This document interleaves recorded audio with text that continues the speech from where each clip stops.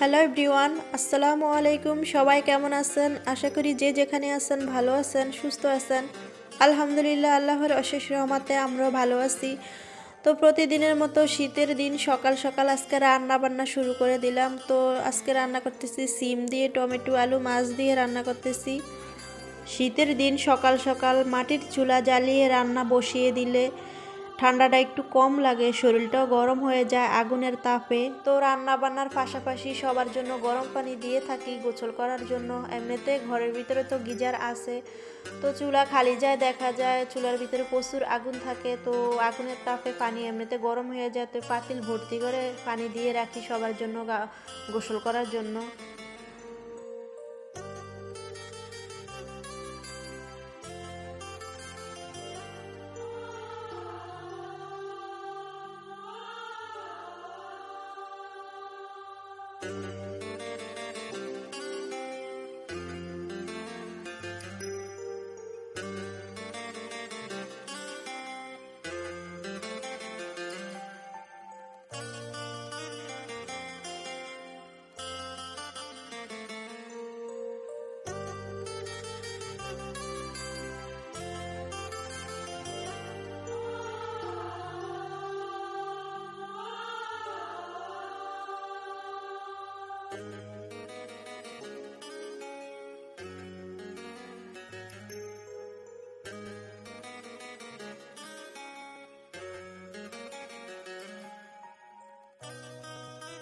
সবাইকে খাবার দাবার শেষ করে আমি খেতে বসেছি।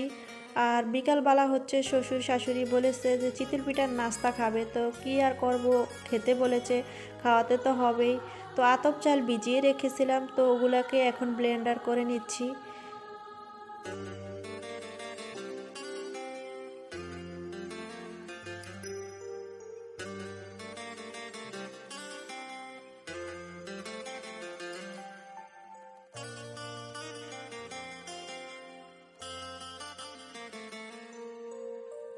শীতের দিনে গ্রাম অঞ্চলে এই সমস্ত পিঠাগুলো বেশি খাওয়ানো হয়। ভাপা পিঠা, চিতল পিঠা, বিভিন্ন আইটেমের পিঠাগুলো শীতেই বেশি ভালো লাগে, বানাতেও ভালো লাগে, খেতেও ভালো লাগে। আর আমার ঘরের লোক তো সবাই পছন্দ করে শীতকালীন পিঠাগুলো।